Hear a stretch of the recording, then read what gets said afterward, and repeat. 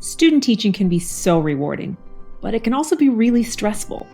One of the most important aspects of the experience is the relationship between mentor and intern. The SCARF model, created by Dr. David Rock, provides a framework for how we can influence and collaborate effectively. In this video, we are going to focus on understanding the brain science behind the model, the SCARF model itself, and how it can be applied in the student-teacher-mentor relationship. Research has found that, as far as your brain is concerned, social needs are treated in much the same way as your need for food and water. We are looking to minimize threats and maximize rewards. The SCARF model builds upon this idea: what activates a reward or threat response in social situations. There are 5 domains of the social experience: status, certainty, autonomy, relatedness, and fairness. All of these domains light up the reward or threat networks in our brain. So what's the point? It can be incredibly useful to recognize in yourself and others how these drivers are influencing actions and decisions. Let's look at the 5 domains in detail. As we go through the list, be thinking about what particularly resonates with you. First up, status. You can describe status as relative importance, pecking order, or seniority. Your status goes up when you feel better than another person. So winning a poker game or track meet feels good because we subconsciously or consciously perceive an increase in status. Now, don't dismiss this one. We may not want to think of ourselves as needing to feel better than other people, but status can also manifest simply as needing to know where one stands. Do people think I'm doing a good job? Am I perceived as competent? Am I falling behind others in my cohort? That's status. So how can we reduce the status threat? It can be really easy to threaten a person's sense of status. Giving advice, instructions, or pointing out errors can make a person defensive if they think it's a threat to their status. But receiving feedback is a big part of student teaching. So what can you do? Student teachers, think about and discuss with your mentor how you would like to receive feedback. Written, daily conferences, informal observations, etc. Mentor teachers, try letting your intern give themselves feedback on their performance first. Then you can follow up with encouragement, resources, and solutions. How can we increase status reward? Mentor teachers, notice and call out improvement. Beating our past self activates our better than rewards circuitry, even if better than was simply us in 4th period. Praise and acknowledge excellence in front of others. And student teachers, remember, mentors want to know they're doing a good job too. Next up is certainty. Our brains are constantly trying to predict the future. It loves patterns and craves predictability. Did you just notice the yellow dot disappear? That's because when our brain encounters uncertainty, it generates an error response in the orbital frontal cortex. All attention gets focused on addressing the inconsistency. This can also be true in social domains. Large uncertainties can be highly debilitating. Reducing the threat from uncertainty. Mentor teachers, provide clear expectations for your intern. Map out timelines and curriculum in advance.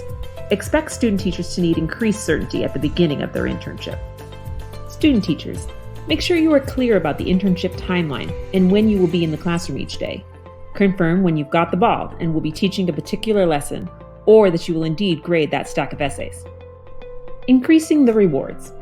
Student teachers and mentors, make implicit concepts explicit. Schedule a conference early on to decide timelines, grading responsibilities, evaluations, and where the student teacher should put all their stuff. Everybody wants to rule the world. Okay, maybe not, but everyone wants to exert some control over their environment. We all want to have a choice. Okay, let's be real. You are working in a teaching team. There will be some reductions in autonomy, but there are ways to make it more palatable. Mentor teachers. As the internship progresses, identify portions of the curriculum that need to be completed like me. Allow other parts of the curriculum to be completed like you. Look for more and more opportunities to let them try things on their own. Student teachers, remember, this was your mentor's class first. If autonomy is important to you, ask if there are particular aspects of the curriculum that your mentor would prefer remain intact. Protect those areas and enjoy more freedom with the rest. Relatedness. This domain is where we decide if someone is in or out of a social group. Are you my ally or my adversary? We naturally form tribes to experience a sense of belonging. It can be difficult to interact and learn from a person we do not think is on our team. We need to trust that this person has our best interests at heart. Reducing threats from lack of relatedness. Mentors and student teachers. Relax. Include some social time in your interactions. Even brief personal check-ins can pay big dividends in your working relationship. Find out each other's interests, families, and hobbies. Increase the reward from relatedness. Mentor teachers. Introduce your student teacher to others at your school. Help them feel part of the team. Provide opportunities for them to connect with others. Student teachers. Your mentor teacher is a person too. Get to know them as a whole person, not just as an educator. Finally, fairness. We are hardwired to make sure the pieces of the pie are equal.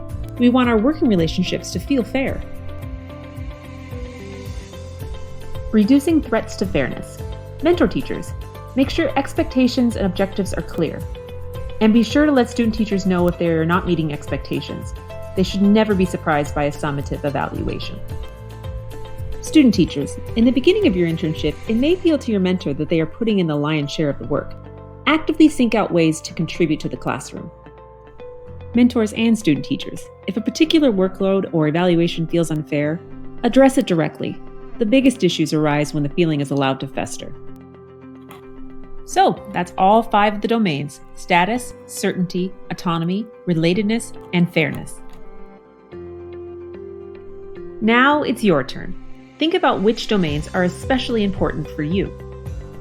What is most important to your intern or mentor partner? How can you use this knowledge to better structure the student teaching experience? An open and solution-oriented conversation will be incredibly helpful to creating a successful internship. Rooting for you as you embark on this incredible journey.